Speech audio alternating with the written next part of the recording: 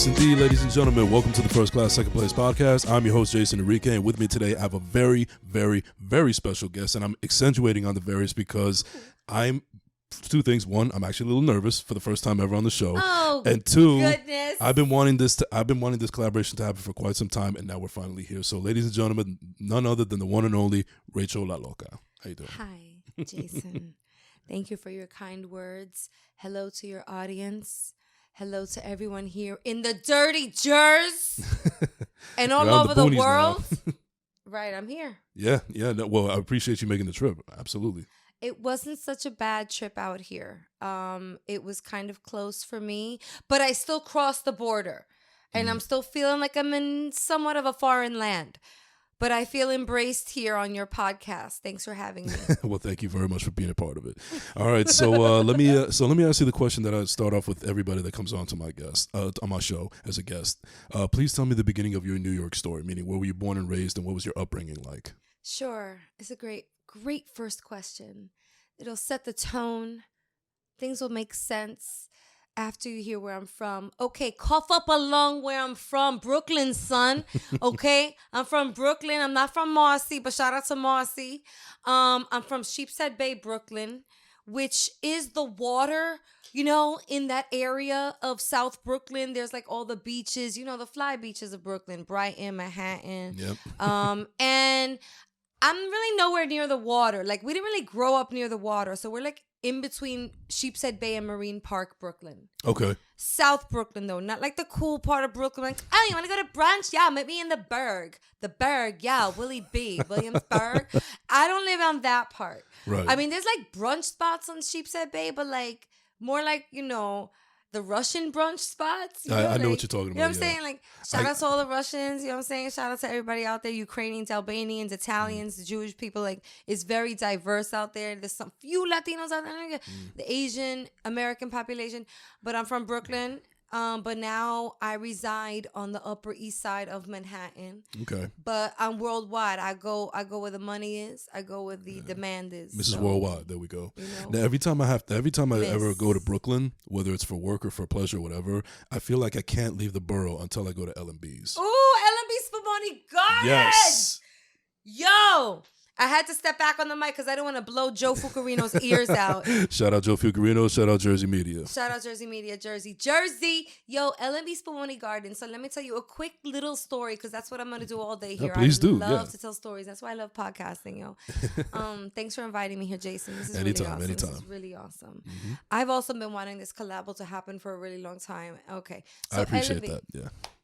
L&B is like the pizza with the sauce on top, and it's so South Brooklyn. Shout out to L&B Spumoni Garden. So like for my bachelorette party, this was real fun. I had two, right? All right. And so there was one in DR, which took place in Punta Cana, which when we left was renamed to Puta Cana. What the fuck? It was a bachelorette party.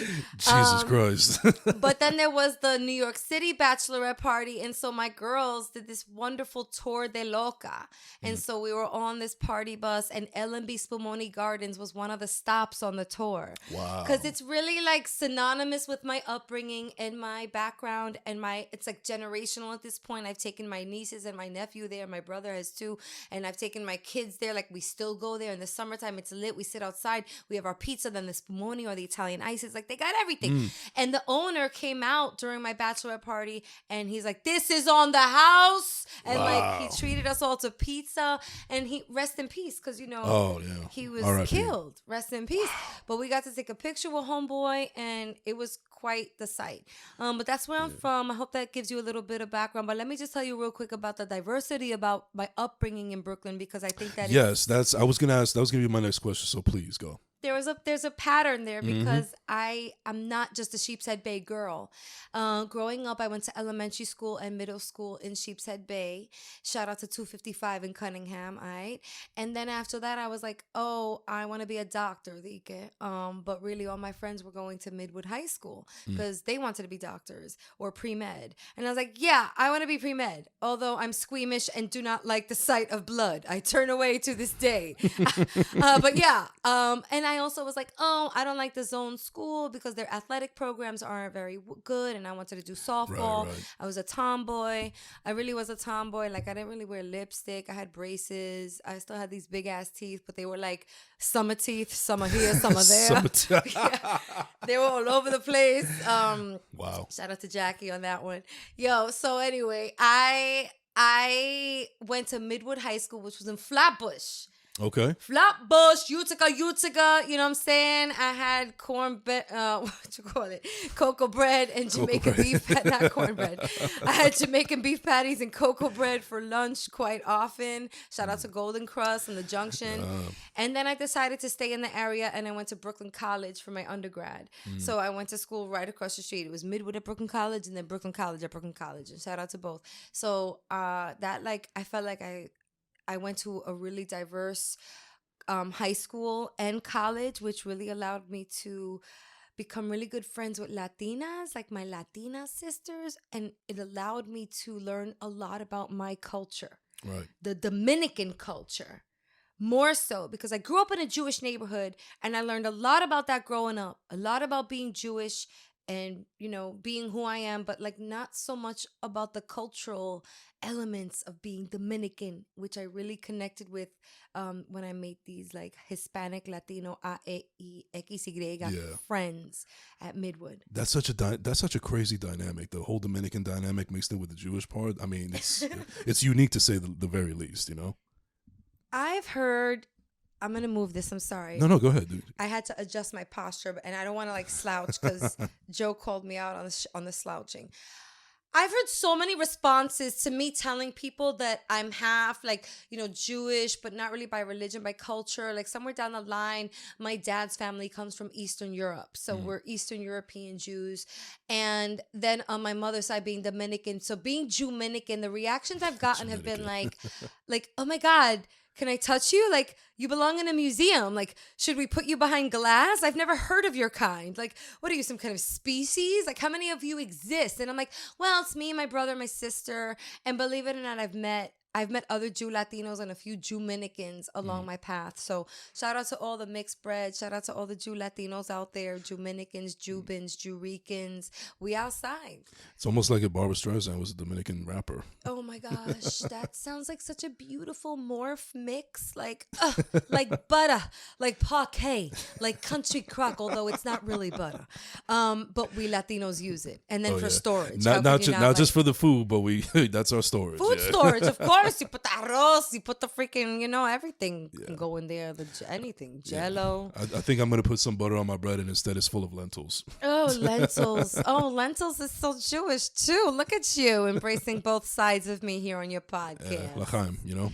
Mazel. Mazel, there you go. Did that answer your question as to like my upbringing? Because I can go deeper, but that's like, you know, top line. I think that we pretty much covered the real basis of it more than enough, and that was awesome. I love the energy and the enthusiasm behind that, because that goes to show that you're really proud of who you are and who you become in your upbringing and so on and so forth. So I love the energy behind that. Thanks for saying that. You're welcome. Now I have to ask, and you probably said this before on other shows before, La Loca. It's pretty self-explanatory, but at what age did that really start at? Okay, this question actually, that's a great second question because it follows up to what we were just talking about. I'm going to tell you where La Loca originated. I've told this story, but only behind closed doors, never on air, never on a podcast, never on something being recorded. Wow, so we're getting exclusive content right here. Yeah. I love it. Yeah, Yes. this is exclusive. You heard it here first on First Class. Okay, in high school, I was a baton twirler, and when I became a senior, I became twirler captain of the squad. Wow. So not a flex, but kind of a flex. You know what I'm saying? It was great because my sister was a baton twirler when she was in high school, and I always wanted to be like my older sister. I wanted to be a baton twirler. So when I made it to Midwood, I tried out for the twirler and the twirler squad, and I made it my freshman year. And so when I was a senior, I became captain, and you have to change uniforms. Your uniform goes from blue to white so that the captains stand out and the captains of the squad can be followed. We lead the squads. There was the cheerleaders, the boosters, and the twirlers. So when I was ordering the new uniform, we had the opportunity to change what it said on the back. Oh, I And see. now for 3 years, it said Rachel on the back. And guess what? At one point on the squad, there were 3 Rachels.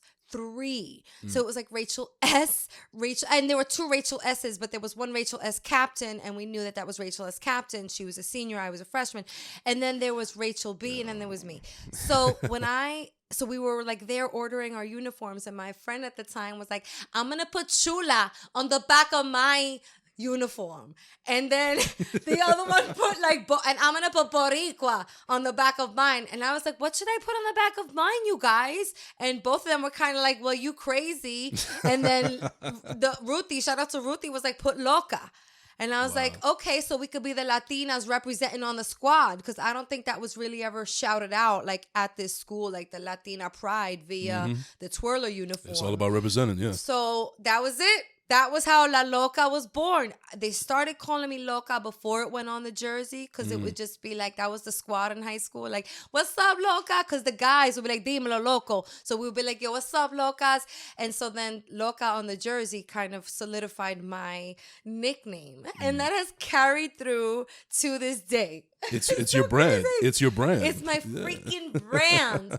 And I think it's like, I am Loca. There is certification here, but I feel like in a good way. Like, I'm not going to break your car window unless you deserve it, but I'm not Loca like that. Like, you know what I'm saying? I'm Loca like, I really like to bring the locura out in people. I like to bring the laughter out. I always have. I always will. It started desde chiquita, and it was ever present in high school, which is why someone helped me with that nickname. Right.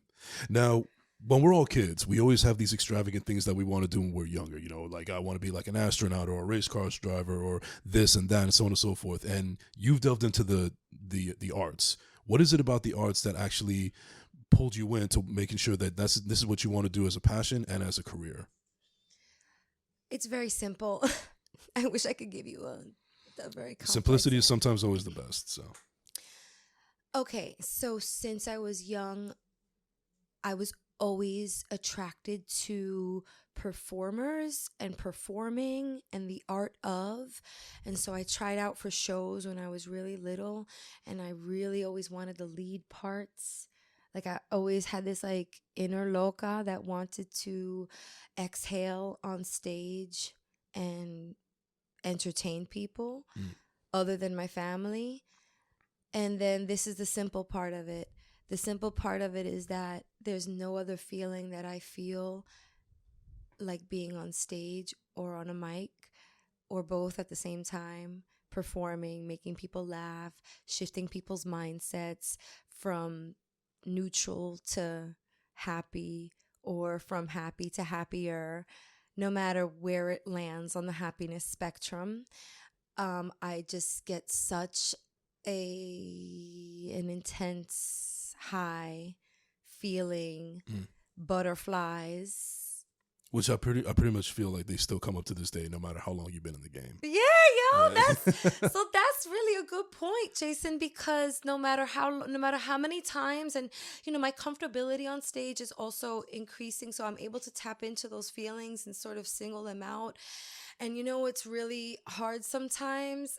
I don't know if other performers out there or yourself can feel me on this. Like, it's really hard to pacify them sometimes.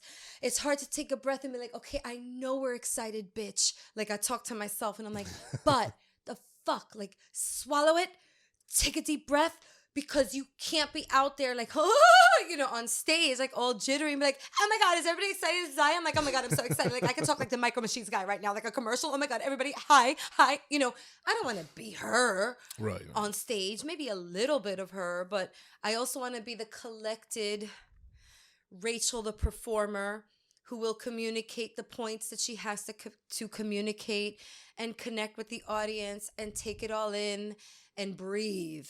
So that is what I'm still working on to this day, but there's no other feeling that I can compare to that makes me happier, that is fulfilling and beautiful and makes me feel like I'm giving at the same time as receiving, Right. as performing on stage. So really, that's the simple answer. Although it was kind of dragged out. But you No, get no. it. I love the fact that you're able to paint a full picture of everything. So, I but like you know, to paint. yeah. So anyway, we live in a time now where I think it's pretty progressive.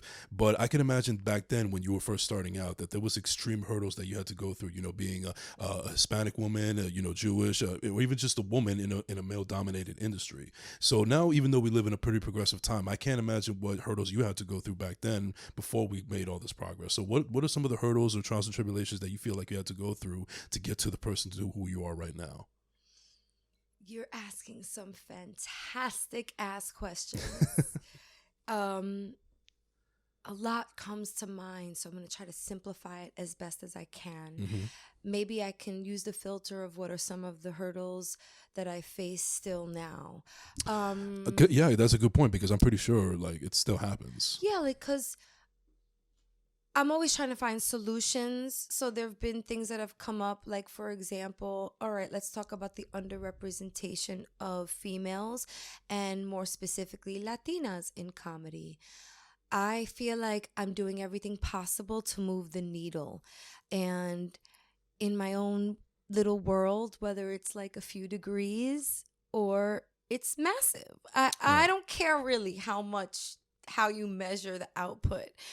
In my head and in my mind, and when I go to sleep at night, I feel like I'm moving the needle and I'm doing something about the underrepresentation. So, and I see others doing that too, which makes me really happy. So I feel like, okay.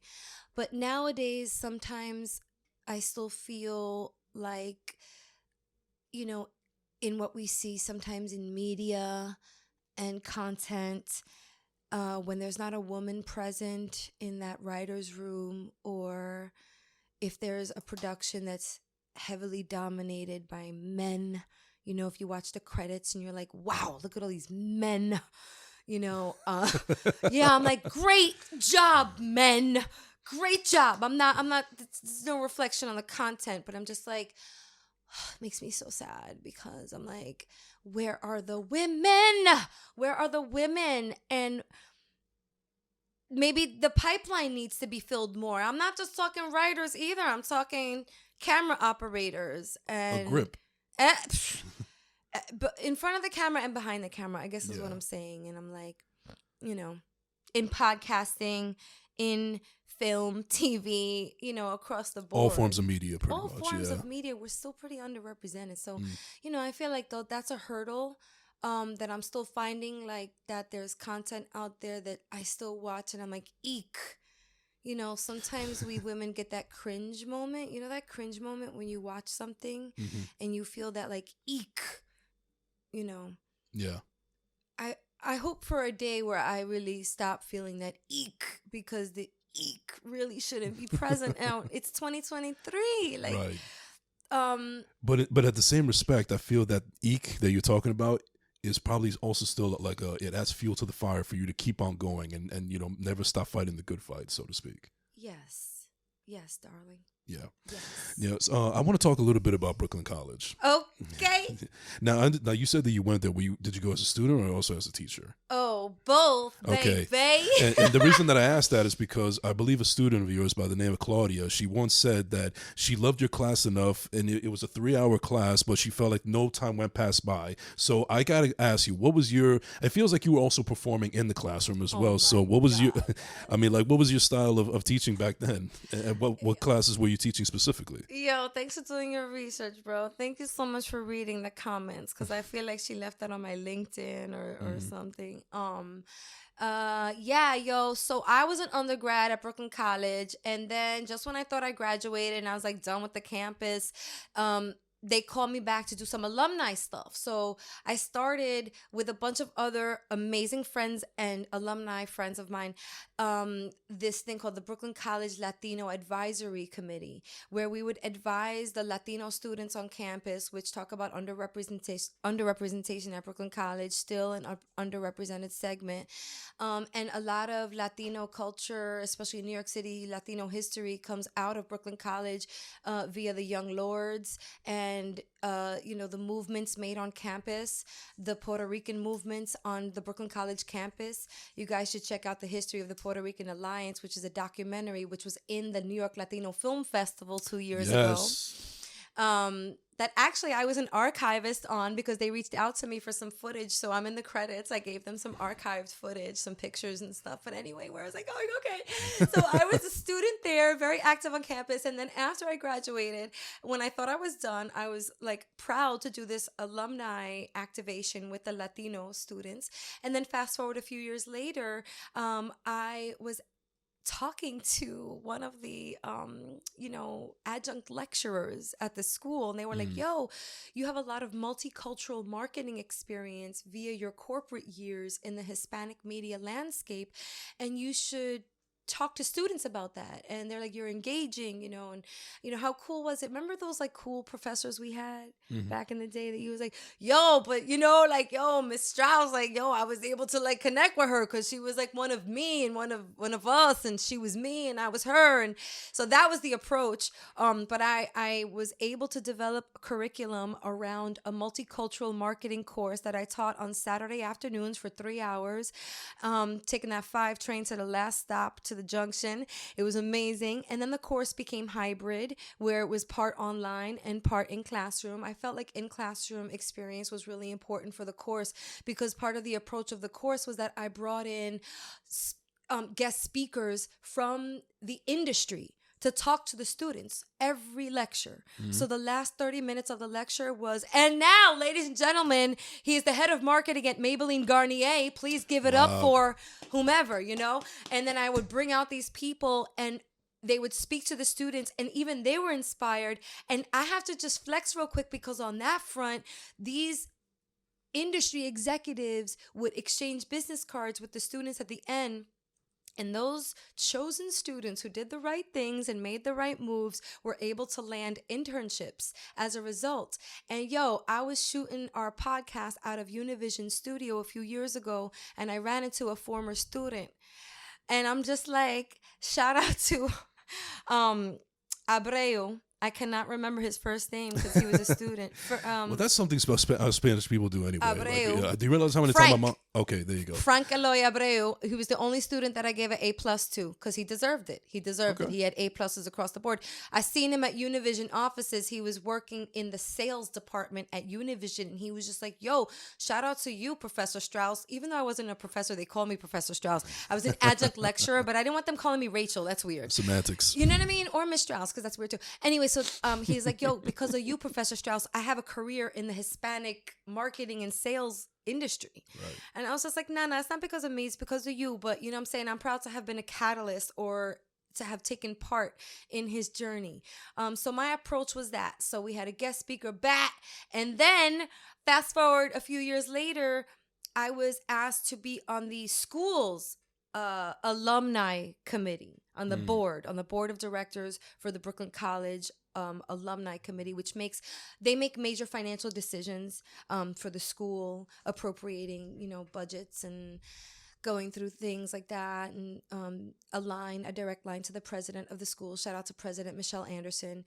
And then, a pretty little bow on this, which I don't think is going to be the end of my partnership with Brooklyn College, because it's one of those things that's for life. You know what I'm saying? For life. BC for life. About to get BC tattooed on my back. There you go. Or maybe above my heart with my kids.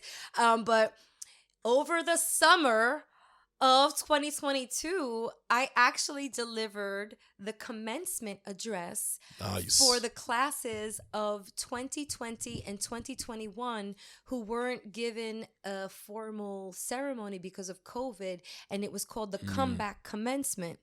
And shout out to Jenny Jen again, that rhyme, because Genesis Paredes, who is a former intern turned full-time worker for the Latinos Out Loud podcast, was in the audience because she's also a graduate of Brooklyn College, because she came to us from vis-a-vis the Brooklyn College TV radio department. So that BC connection is deep.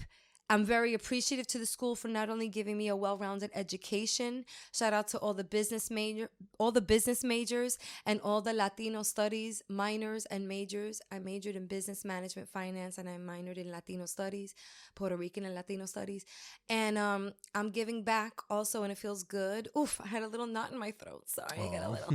Yeah, because I've also, some of my closest friends were also students and I went to school with them, and they're still like my close friends and killing it in their worlds, and I'm very appreciative of that. And so it's important, if you have the opportunity to give back, then why the F not? Like, I love that. It's so fulfilling.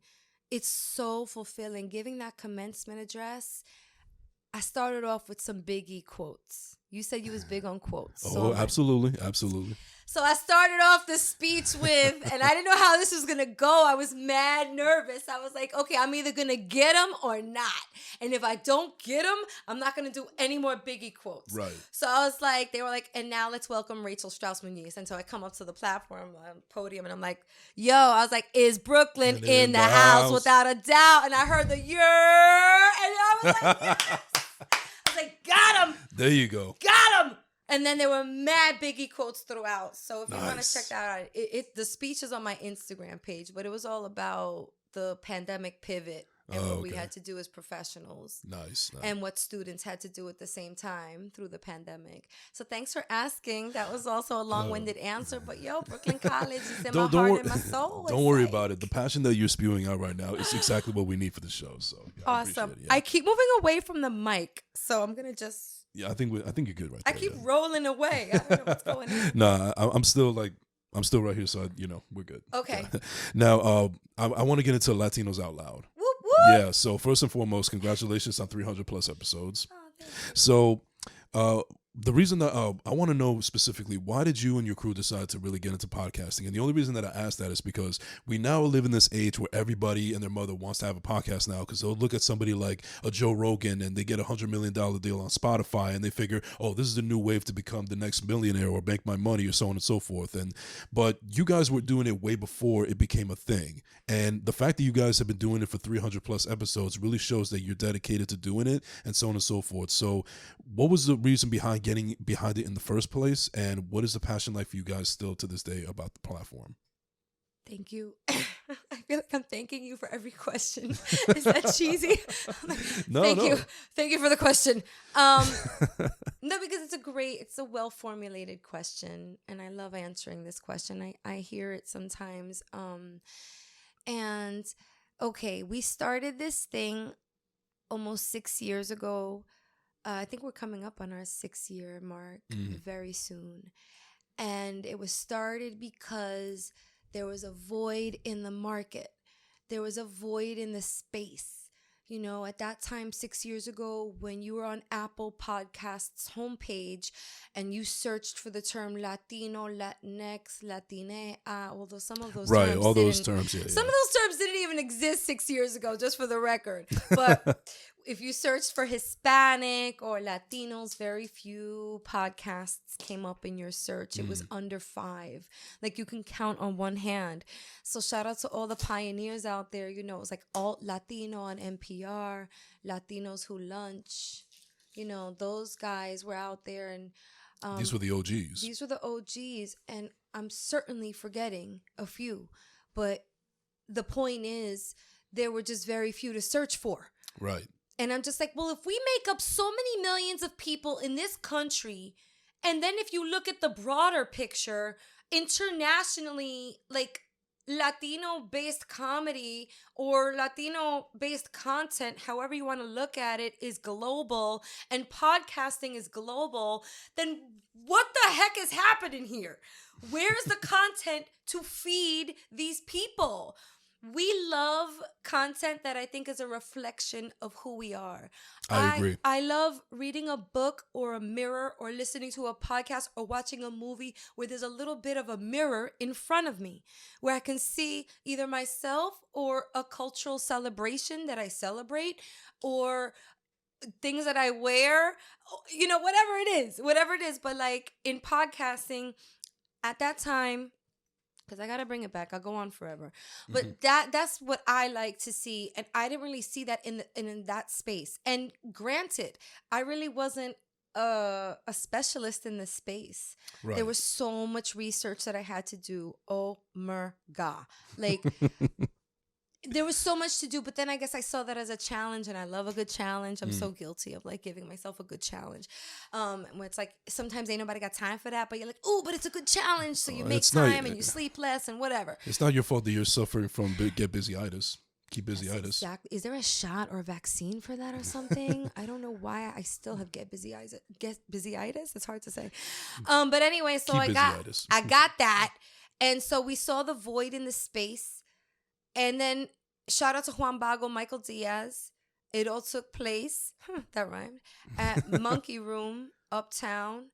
And I remember, yeah. It was just like, if we're going to create this thing. And it was also based off of our experience on a different medium, which at the time was supposedly exploding, which was online radio. So this is like the late 2000s, right? Mm-hmm. Like 09-ish. And we were on a platform called Urban Latino Radio. And we had the Bochiche Bueno show. So Jamie was also part of that. So we always kept it in the family. It's important, yo. It's important to keep it in the family and look out for one another. This way opportunities arise. You're like, I'm just going to call on my bro. I'm just going to call on my sis, you know? So that said, when we saw the challenge to create something for this audience, we decided on this comedy-based podcast that dialed into our love for sketch comedy and character, plus current events, which we all love, and also moving our people forward, which the Bochiche Bueno show also did on Urban Latino Radio. Right, yes. We had guests on there. Some of them were pretty freaking like successful. I'm so proud to have had some of those guests on the show. Yeah, them being willing to be on your show says a lot about how they feel about the platform and how you guys are representing it properly. Thanks. That's what I get from it. Yeah. Yeah. So that translated into Latinos Out Loud. And Latinos Out Loud is such a special brand and name to me because it says so much in 3 words. In 3 words, it says so much. And I'd love to dissect that a little bit right now on this podcast because these thoughts are in my head sometimes not right out ahead. loud. But go right ahead because I'm pretty sure that my audience is going to want to reciprocate and watch the show as well. So Awesome. So some of this, like, you'll probably know off of the strength of just saying it or hearing the brand, Latinos Out Loud. But Latinos Out Loud, the acronym LOL, works so well. Because, especially since y'all comedians. Right? Yeah. It's comedy. And it's LOL, and I hope to make you LOL. That is the goal. That's the GOAL, is to make you LOL. And then also, Latinos Out Loud, that's how I feel we need to be as Latinos, period, in this country. Out loud. We need to live out loud and laugh out loud and play out loud and read out loud and do everything out loud. Share our experiences out loud. Protest out loud. Like, do everything with that suffix of out loud. Anything can live before out loud. In this case, it's Latinos Out Loud. And so those 3 words, they represent so much more to me than just a podcast. Right. The podcast is where we share stories, where we get into our character bits and get to, communicate and let out those crazy voices in our heads. The mockery of our family members, be them Jewish or Latino in my case. And we get to share the experiences, I think, that elevate others out there who don't have to necessarily be Latino. Like, that's the other thing. Like, Latinos Out Loud could also be maybe misinterpreted to the non-Latino because you hear Latinos Out Loud and you're like, oh, I'm not Latino, so I'm not going to listen. No. We are Latinos. Me and my co-host, like my co-host and I, if my dad were here, he'd correct me. My co-host and I are the Latinos Out Loud. So you don't have to be Latino, but if you are, more than welcome. And everybody's welcome into this storytelling adventure where we also interview guests that are Latino, some of them and Yes. some of them are not, Mhm. that are moving our people forward too. They're allies of Latinos in this country. They're, working on films or writing them or shooting them, or they're writing books, or they're out there getting laws passed for us. So those are the type of guest interviews that we've had, like Lin-Manuel Miranda, like, the Yes, Kid that's a Mero. big one. Dasha Polanco. Dasha Polanco, thank you. I don't want to I don't want to, but like the name dropping is not to name drop. The name dropping is to paint a picture of the content that you are going to experience if you Yes. haven't listened to the show already. All of the guests that I just mentioned move our people forward with their craft, with what they do in the philanthropic space. We've had Maria Hinojosa. She's an acclaimed writer, and she's also an acclaimed journalist who did tremendous things for us in the media space, reporting live from the Middle East, crazy. Right. And now she's got she's got Futuro Media rather. So those kind of guests, and that also feeds into why we created Latinos Out Loud, because I felt the need to, again, move the needle in any way that I can, where we create a platform to shine the light on these amazing people doing amazing things for our people, for our space, and for the evolution of us in this country. And I hope that we still carry that flag. I think that that still holds true to the criteria of anything we do on the show, be them the Bochiche Bites segment or the Momedy segment or the Frankspiracy News segment. We're reporting, we're educating, we're making you laugh, we're inspiring. And I hope that we continue to uplift people, be them Latino or not, with the show. That was the goal and continues to be the goal. Nice. Well said. And I'm glad that you actually contextualized it all, because from face value, and also due to the fact that it's a funny show and y'all are comedians, you could have guys just left it at just Latinos Out Loud as being, laughing out loud and being funny and so on and so forth. But the fact that you're actually bringing in a deeper sense that I didn't even know about makes me even respect the brand even more. So thank you for, emphasizing on that a lot more, because I wasn't aware of it. And I'm pretty sure now, for those that weren't aware of it, now they are. Thank you. Sometimes I'm get these things out of my brain. Why are they staying in my brain? I should release, because I don't know if everybody's reading that deep into it. It's been something that I felt from desde principio, from the beginning, because I'm oh yeah, this means so many different things as a brand, as a podcast, that's it, punto final. Right. I just want everybody to be inspired to live out loud, whether it's through the brand that we're creating or not. Live out loud. Do everything out loud, yo. It's our time. Absolutely. Now I have a little bit of a controversial question. Ruh-roh.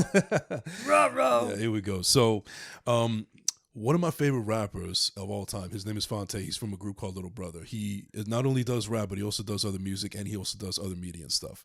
He used to do movie reviews on his YouTube channel, and he once reviewed a movie, Think Like a Man 2. And basically he gave it a negative review, but his final piece of that review was I'm always going to support black art, but sometimes you got to call bullshit when it's bullshit. So with that being said, there's this notion that is out there, especially for us Hispanics, where they like to use the phrase "do it for the culture." Meanwhile, this is actually funny in a way. I remember somebody who claimed that they were my friend, but never really always returned my calls or my texts, or wanted to hang out or whatever. But yet when it's Christmas time, then they want to be your friend because they got to sell you coquito or some shit like that. The coquito scam, right? And then they go, and then they use that excuse hey, do it for the culture, because So with that being said, coquito for the culture, bro. Come on. So with that being said, I understand we've been talking about this whole thing about how we need to help each other out and get our voices out there and so on and so on, doing it for the culture and so on and so forth. But what about those times when you want to do it for the culture, but you don't necessarily think that brand or the way that they go about it is the way that is going to be in the right direction? For instance, just because I have a friend of mine that's also a Latino and they have a podcast, what if I can't feel like I could fully support it because I don't think it's any good? Whoa, I feel like you're asking me two different questions here. So in other words, you're saying that there are some brands out there that say that they're for the culture, pa la cultura. No. What I'm saying is that they're I may not enjoy their content, but I feel like I'm forced to support it because I have to do it for the culture. Got it. Okay. So the question is how to I'm sorry, I feel Mhm. slow. Mhm. Give me, so for this particular brand that you're saying, is for the culture, but not necessarily good in quality. Yes. What's the question? The question the question is, how difficult is it when you want to feel like you want to support somebody because for the culture, but you're not exactly confident in the content that they create? Oh, well, I guess I'm trying to like parallel to situations that I've been in, Mhm. like that's similar to this.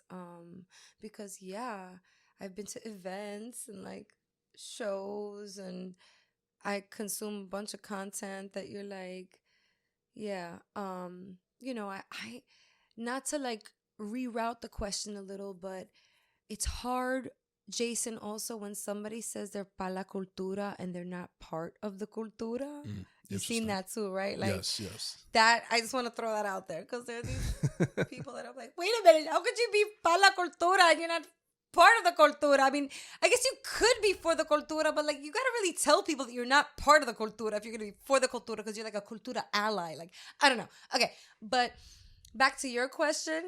Look, what it comes down to, because we could, there's like judging of content all day. Shit. A lot of what I do is subjective. Hmm.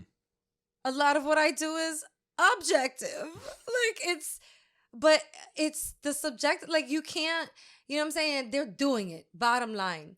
That's Right. how I look at it. They're producing the content and they're telling the stories and they're doing it, period.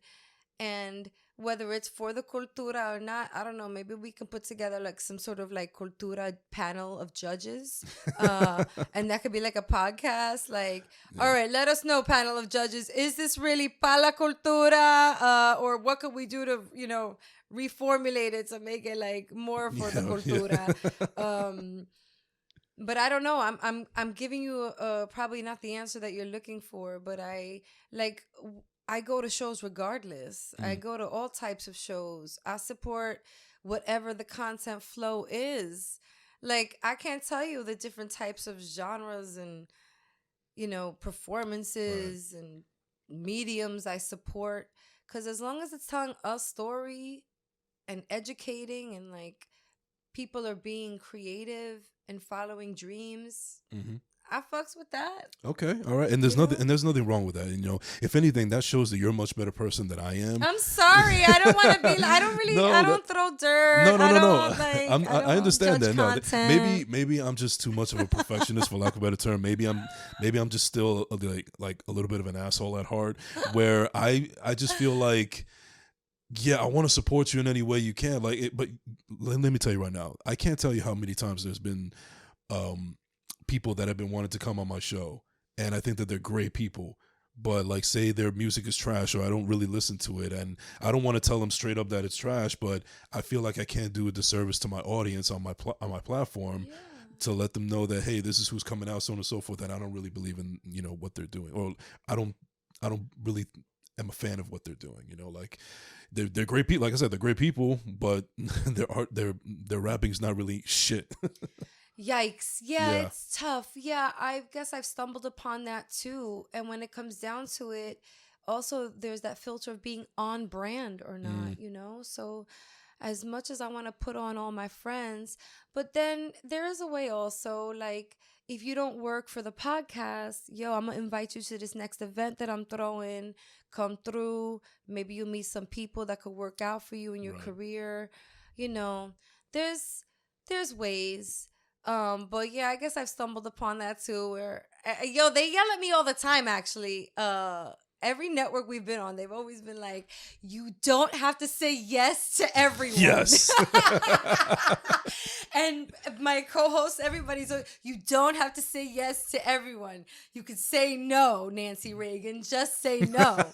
And I'm just like, yeah, but maybe we could put them on the que lo que, or like maybe we could put, you know what I mean? And just like yeah, you're right. Basically, when there's a will, there's a way. Yeah. Yeah. Okay. Come on. Come on. Yeah. No. I gotta say that one of the things that I really love about you is that you've accomplished a lot of things in the arts, whether it's acting, voice acting, podcasting, media, whatever the case may be. But you have this exuberant personality that's very infectious. But what I love about it as well is that even after all of that and all the things you've accomplished and how you have this burst of energy through your personality out there, there's still a sense of humbleness within you that is not to be mistaken. And with that being said, I feel like there's people out there, no matter what age, race, creed, or whatever the case may be, that if they actually had a quarter of your accomplishments, then they would just be egomaniacs, and they would just like run away with it, and then they could be an asshole, whatever. So I guess my question is, what message do you have for those egomaniacs who you feel need help? Ooh. All right, look, I'm not one to dish advice on like egomaniacs and having ego, period. I will say my stance, and I think this helps me remain humble, is that there's so much more that I want to accomplish. There's so much more. Um, there's so much more that I want to accomplish. So who am I to say or express or showcase any kind of ego at this point in my career? Mm. What I showcase is aspiration and really striving to get closer to my goals. And I hope that part of it all is infectious too, But my stance on it is to just, if you're not grounded, you won't be able to get there. You know what I'm saying? Like, where you want to get is on the ground. So like, you know what I'm saying? How am I going to get to that end goal if I'm up in the air and not running the marathon? Mm-hmm. So I continuously feel that I'm running. I keep running. I'm not going to slow down until I have to, thank goodness I have the energy and stamina. And I guess that's how I can describe my stance and my approach. Mm-hmm. And I don't even try to stay humble. I don't even try, like, it's not even a goal, but it's an end result, I guess, of my approach. Mm-hmm. And I do advise that. I can't understand. Yeah, it's hard for me to even wrap my head around ego sometimes when I see it, or when I see it act out in places, on phone calls, on Zooms. I deal a lot with the male ego, Jason. Like, in my field, it's still pretty dominated by men. Mm-hmm. So that's a thing, because females and males, obviously we're different. We're made different. The egos are different. And when I encounter that, it's tough. It's really hard, because I really can't wrap my head around certain activities, actions. You know what I'm saying? I hear you, yeah. But I do think to stay humble is important. So maybe my advice to those people is to self-reflect. Comparatively speaking, are you at your goal? Because if there's still that space left to get to your goal, then act accordingly. Like, you know what I'm saying? I feel like I also, another thing that I'm big on is that respect. Like, I show respect because I want it and I want to earn it. And so I feel like I have to continue to just be the same person wherever I go, whoever I meet. Because, first of all, how can you keep track of so many multiple personalities anyway? So keeping it real is so important, because, that shit catches up to you. And the other part of that is, like, a lot of people like, you know what I'm saying? Like, I used to have to code switch a little, because I was in corporate America. So I'd be showing up to the office as one Rachel and leaving as Rachel La Loca. But then I'm like, nah, like, breaks. If I'm Rachel La Loca 24/7, it just works out so much better for me. Like, because I get those people that are like, yo, I fucks with you because you are who you are. Like, you're the reason why I want to fucks with you. You know what I'm saying? Like, your credentials are great and all that great resume. But now, like, I want to be around you because I can grow creatively with you. And I want others to be around me that want to grow creatively, because I want to grow creatively. So I put out what I want in return, whether it's respect, creativity, humbleness, energy, love. It's just 50-50. It really needs to bounce back and come right back to me. Brilliance. Like I could go down the list. Like it's just everything that all those things I put out because I want it right back in return. Right. I grow from it. Yeah. So humbleness is actually, it's a gift. It's a gift that's been given to me because I'm not even trying that hard, but it's an end result of all those other ingredients. It's part, what I'm saying? It's all about the recipe, I guess. Right. God bless you. God bless you for your answer, and God bless you for your humbleness and your patience and your energy as well as your talent. Ay, Dios te bendiga, Jason. We get all spiritual over here. I mean, it is Sunday. Right. Yeah. I do have my cross showing too. Yeah, but you've really done it a lot. You've really pretty much done it all when it comes to the well, maybe not all, but you've done an abundance of things within the arts and the entertainment industry. You've done podcasting, you've done filming, you've done you've done this, you've done that. Whether it's Latinos Out Loud, whether it's Latino Vortex, whether it's Too Grown, whether it's the Tuttle Twins, and the list goes on and on. But at the end of the day, and you still have a long career ahead of you. But at the end of the day, if you had to really look into the future and you want to be remembered for that one thing about you or your career, what would that thing be? Oh my gosh. All right. Let me just preface this by saying, to your point, there's still a lot that I want. I did preference that too. Yeah. So. I don't know what I want to be known for just yet. So it's hard to answer this. Like, there could be some pretty incredible shit lying ahead of me. I don't know. I hope there is. So this is a premature question, but if I had to stop time right now and say what I want to be known for, man, okay, I can get really specific. I'll start with the broad strokes and then I'll get specific. So 2 answers. Is that okay? Absolutely. Broad strokes, I want to be known for being vocal and strong and bold about who I am and carrying that through my comedy. So in other words, being genuine and taking a stance and doing it on behalf of women and Latinos and mixed breeds, the biracials, and having all of that flow through my content, through my comedy, through the things that I work on, whether they're in front of the camera or behind the camera. So that's what I want to be known for. I love it. That. But if we get specific... Aside from Latinos Out Loud, because I'm so proud of Latinos Out Loud, don't get it twisted. Right now, my heart flutters for the Hilarious show. My heart skips a beat for the Hilarious show because of what I see happening with that brand. The Hilarious show is more than a platform for females or those that identify as female in comedy. It's not only a live show or the digital content that we do. No, it's become this network. It's become this support system, this institution for females in comedy that I've seen grow right before my eyes organically, where I'm seeing best friends come out of it, comedy best friends who are now touring together and creating productions together. You know what I'm saying? Shout out to Gloreris Mora and Sasha Mercy and other folks that have come through the Hilarious revolving door, because it's a revolving door. They keep, this is a flow. They're doing their own thing out in the world, and then they come back to Hilarious whenever they can. And, we're still out here supporting them, whatever they're doing. I'm going to stop doing this. I hope you got the revolving door. Well, it symbolizes how it still is a revolving door. Yeah, and they still exist. So, Hilarious is what I'm really, really proud of right now and I just named 2 of those females. There's so many females. Black Rose, shout out Alana J. D Nasty, Alana J, Kat Lazo, Sarah Ann Houghton, Haley Raphael. Oh my gosh, there's so many. Laura Michelle, Carmen Mendoza, Miss Yaya, Maureen Toomey.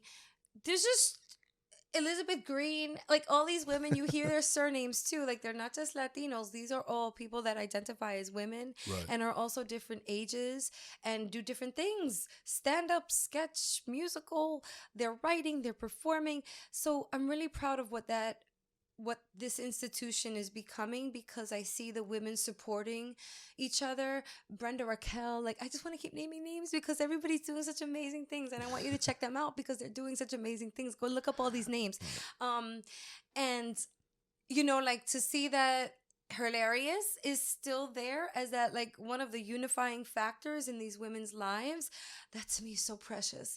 And then also when we go on stage and we perform, remember that magical feeling I talked about before? Absolutely, yeah. Oh my God, it's like magical, like times 10. Like we're talking exponents here, people, like to the 10th power because it's all female and there's this like pussy power that is so unique and incredible and magical.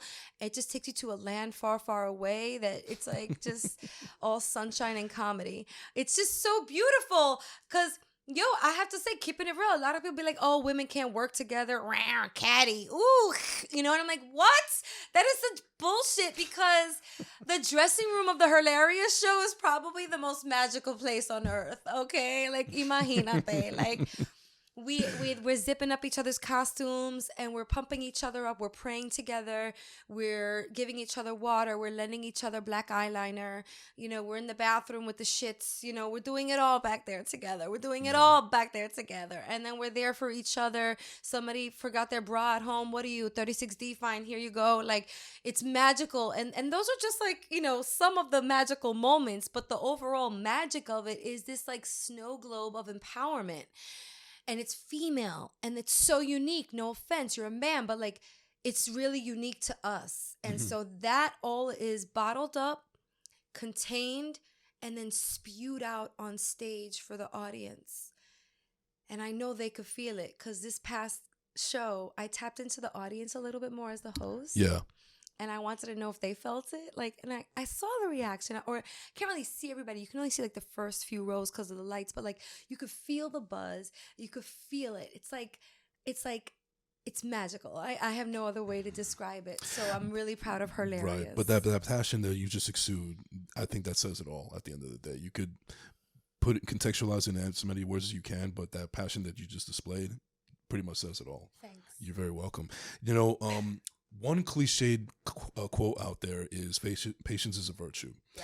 And that is something that I've actually learned for very recently, but it's something that I needed to learn a long time ago, but I'm glad that it's a part of my life now where patience is a virtue. So with that being said, this has been a long time coming. I've been wanting for you to come on my show for quite some time. We had a little bit of bumps in the road and some miscommunications here and there. Nothing extravagant and nothing crazy, but they were there. It was so 2023 or 2022. It was like digital versus person. It was right. Like but at the end of the day, we got here and I knew that we were going to have a good time. And I got to tell you, I had a blast with you. I really did. And I'm so glad that we did this. It's over already?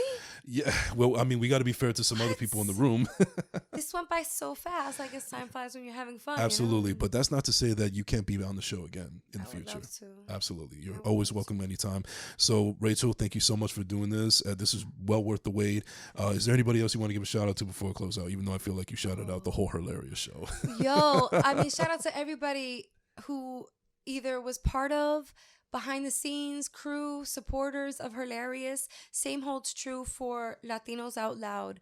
I really want to thank the LOLeros and also all the podcast fans, period, for supporting the medium, for supporting Jason's show. Thank you. Shout out to Joe and Jersey Media and everybody who's out there creating.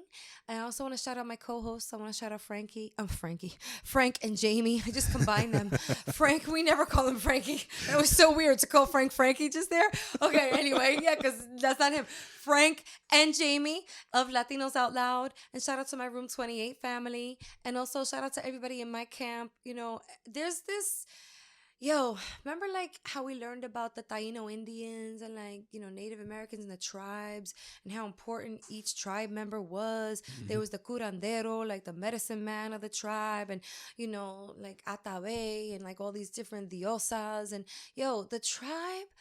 I don't know, in my elder years now, I'm like, the tribe is as important as the tribe member.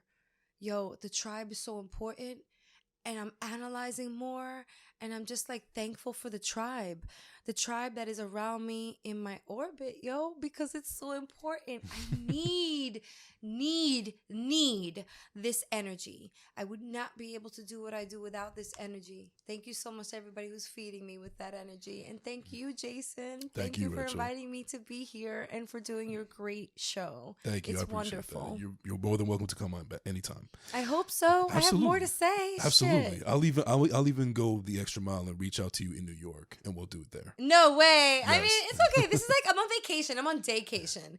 Being in New Jersey, it's like far. I brought my passport just in case. I wasn't sure if Border Patrol was going to be there and the dogs smell something in my bag. I'm like, no, I'm a citizen, like of New York. But I'll come back to the dirty. It's okay. I'll come out here. But this is probably as far as I'll go, okay? Either way, we're going to work together again in the future. Yeah, I'm not going to any higher numbers on the Turnpike or that Garden State Parkway of yours with like exit number 543. The numbers go so high. Yeah. Well, the difference confused. is I'll risk the high tolls of going into the city just to do the show again with you. I love it. All right, you're welcome. So where can they find you on social media real quick? Yo, okay, here's the socials. Let's go, everybody. So you can follow me at Rachel La Loca across the socials. I'm on Twitter, Rachel La Loca, Instagram, Rachel La Loca, Facebook, Rachel La Loca Comedy. And then I have my private page. All right, look, follow me at the other page. Because, like if I know you, you can hit me up at Rachel La Loca or on my personal side. But like if I don't know you that well, just hit up Rachel La Loca Comedy. Maybe one day you'll graduate to Rachel La Loca Personals page on Facebook. But there's criteria. And then please follow the show. We are Latinos Out Loud across all the socials. And we have a website, wearelatinosOutloud.com. I'm so proud of that brand. Stay tuned for some new things coming from the show in 2023. We're doing a rebrand, which is so exciting. Like the marketer in me, the nerd marketer, was like, oh my God, I am used to working on rebrands for other brands that I don't own. Other brands that I'm like working for, or like, and I love and I was passionate about, but this is a different kind of pasión. This is like, pasión porque es mío. It's mine. Like it's like telenovela passion. Like it's a brand that I'm working on that I give my blood, sweat, and tears that you know very well. Yes. Right? And you work on 24/7 in essence. Like I live, eat, and sleep the brands that I work on right now, including my own brand, Rachel La Loca, Rachel Strauss, her. But, anyway, I'm talking way too much. And this is like La Despedida. But please follow us everywhere. And really proud of those supporters and brands. Thank you so much. Thank you very much. Appreciate it. And ladies and gentlemen, you can find me at JasonEnrique _ on Instagram, Twitter, and TikTok. Don't forget to like and subscribe on YouTube at Jason Enrique. And you can find the First Class Second Place podcast page on Instagram as well. This has been the First Class Second Place podcast. We out.